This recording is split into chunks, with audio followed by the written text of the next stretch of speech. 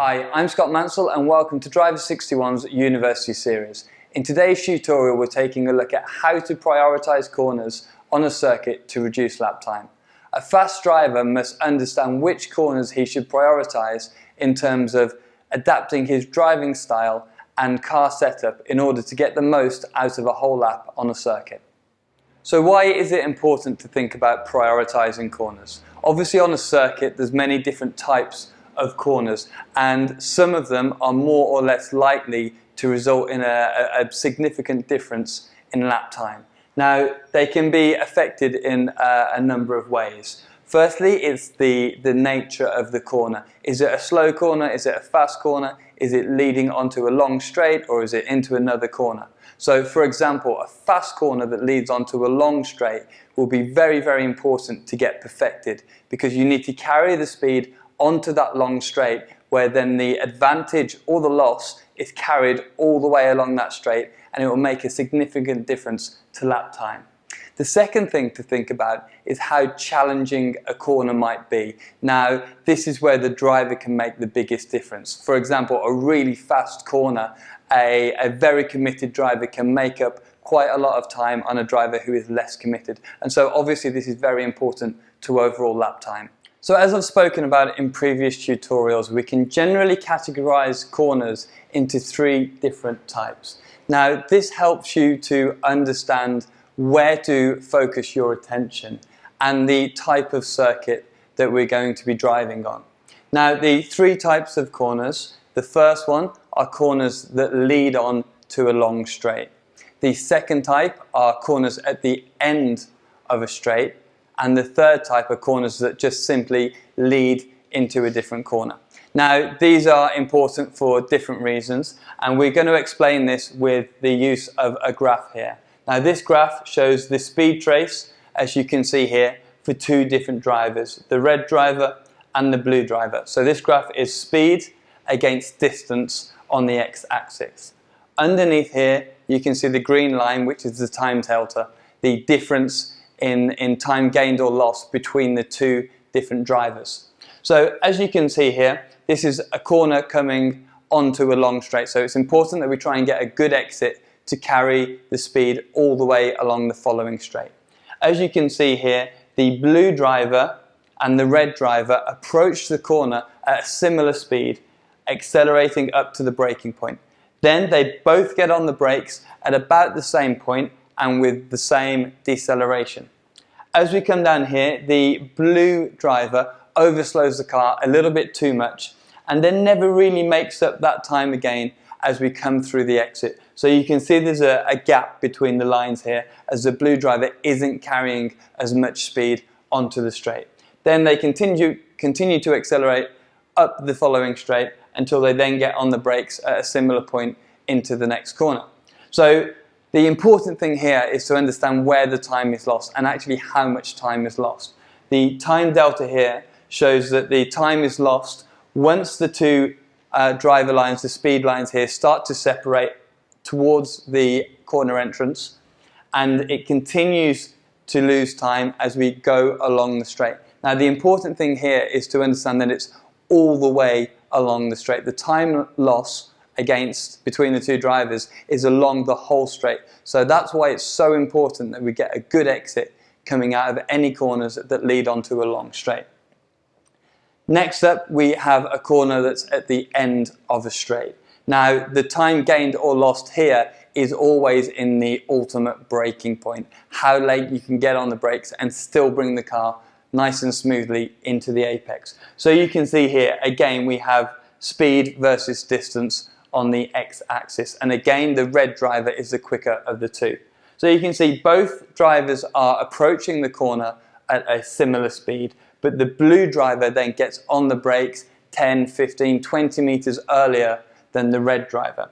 Both cars decelerate at a very similar speed, and then the blue driver actually brings the car into the apex at a similar speed to the red driver, and then they both exit the corner with similar speed coming out from the apex. So if we take a look at the time delta here, you can see that the time loss is all very sudden. It's only in those 15 or 20 meters where the blue driver got on the brakes that little bit earlier than the red driver. As you can see, we have a spike here where the red driver gains the time, and then because the drivers bring the car into the apex at a similar speed, the time delta remains static all the way along the following straight.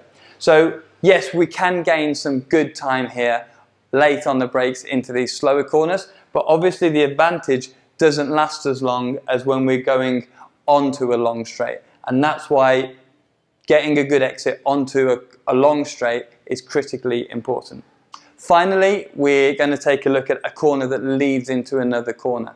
Now, because there's not that much room for improvement as we exit the corner, because we're going directly into another corner, then this is the least important type of corner, because we don't have any room to gain much time or actually lose much time on the other side of things. What's important here is that we position the car in the first turn appropriately so that we can get the car through and out of the second corner as quickly as possible. Now, I've spoken about this in other tutorials, but in corners that lead into another corner, it's really important that the second corner or the third corner, the final corner in the sequence, is where we're setting the car up to perfectly get the car through the corner, open the corner up as much as possible, so we can therefore get on the accelerator as soon as we can and carry that speed down the following straight. So when we're preparing for our track or test day, we need to be more specific than just categorizing the corners into 3 different types. What I do when I go to a new circuit is I'll sit down and I'll prioritize the corners in this way. The most important corners are the fastest corners that lead onto the longest straight. Now, the reason that the fastest corners are most important is because if you make a small mistake in a fast corner and you lose 2 or 3 miles an hour, it's actually more difficult to make that time up when you're going down the following straight, because there's more air resistance against the car and the gear ratios are that bit longer, so the car won't accelerate as quickly out of a fast corner as it will do out of a slow corner. The second most important corners are the next fastest corners down to the slowest corner that go onto the long straight. Next up, we have the fastest corners that are at the end of a long straight, and after that we have the next fastest down to the slowest again that are at the end of a long straight. Finally, we have the corners that lead into another corner, and these aren't that important as we've spoken about because the exit phase isn't particularly long. So when I go to a new circuit or a circuit that I want to do a little bit more research on, I'll take a look at the track map, and this one is Donington Park in the UK. Quite a quick circuit, a very flowing circuit, lots of fun for a driver. I'll take a look, and the first thing that I'll look for is which straights are the longest. So as you can see here, the longest straight is the back straight at Donington. The start finish line is here. The next longest straight is the start finish straight here. So we can safely say that the back straight, or the corner before, which is Coppice, is the most important corner at Donington. It's the 3rd or 4th gear corner coming onto a long straight. So it's a medium high speed corner coming onto a long straight. So it's very important and the most important corner at Donington. The second most important corner at Donington is the chicane here, that Goddard's, that comes onto the start finish straight. It's 3rd gear, medium speed, but it comes onto a long straight in terms of straight length at Donington. After that, the 3rd most important corner at Donington Park is coming out of the old hairpin and through the left-hander up the hill. While it's not exactly straight, it's flat out, and that's what's important here, that when we're flat out, we're treating that section of track like it's a straight, because we don't need to lift for any of the corners. The 4th most important section at Donington Park, especially if you're in an aero car where we'll be straight coming down the crane, the curves, is Redgate. Redgate's quite a slow corner, but the acceleration phase, as we're coming out of the exit, continues all the way down to the old hairpin. Again, some cars you might not be flat out down the crane, the curves, in which case then this probably isn't the 4th most important corner. But in aero cars where you are flat out all the way down there, then Redgate is the 4th most important corner at Donington. After this, we have McLean's, which is a slow medium speed right-hander, which then has a short linking straight up to Coppice. And that's about it for Donington. But what I'm trying to get through to you here is a theory. Sit down, have a look at the map, take a look at the corners, take a look at the straights that follow them, and then work backwards from there. Then you know where you should focus your attention when you're trying to get quick on each corner and where you can make up the most time as you go through your day. So I've spoken about which corners are the most important and which you'll gain most on if you're perfectly driving on track with exacting technique. However, this isn't the case. Lots of drivers have strengths and weaknesses, and actually it can be just as much improvement if we work on our own driving and finding out where we're weak so that we can gain that time to a very quick driver. Now, in all my years of experience, there's two main areas where a non-professional driver will be losing time on a pro. Now, the first point is into and out of fast corners, specifically the entrance. Fast corners are difficult, obviously, because they're intimidating, and technically they are quite difficult. Everything's going a lot quicker, and you have to be so smooth with the car. So typically, a non-professional driver will have a decent gap on corner entry compared to a professional driver.